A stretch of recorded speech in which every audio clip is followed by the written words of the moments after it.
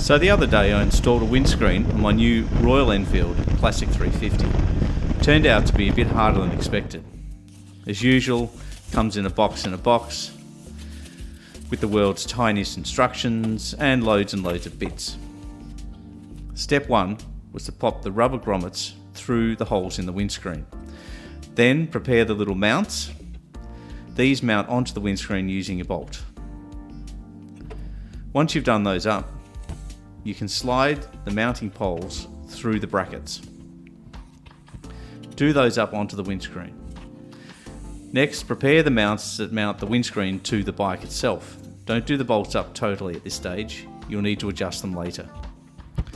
Then you're good to go. Out to the bike.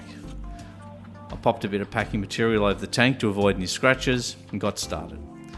Loosen the bolts at the bottom of the handlebar mount. Don't take them right out.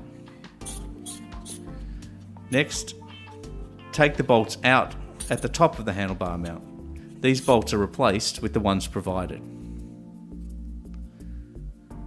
Next, get the mounts that you prepared earlier and using the bolts provided, do them up. I found I needed a second set of hands to help at this stage. The handlebars kept falling forward and everything was going everywhere. Once you've done these mounts up, you can get the handlebars back and slide the poles into the mount. If you look closely, you can see that the pole is covering the ignition key. Have I got them on the wrong way? Yep, you've got them on the wrong way.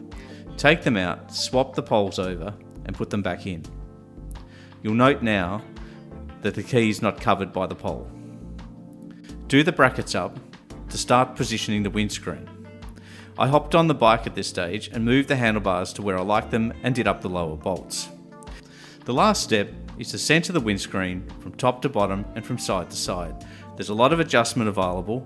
Once you've positioned it, do up all the little bolts to lock it in. Here it is from the front. Here it is from the side.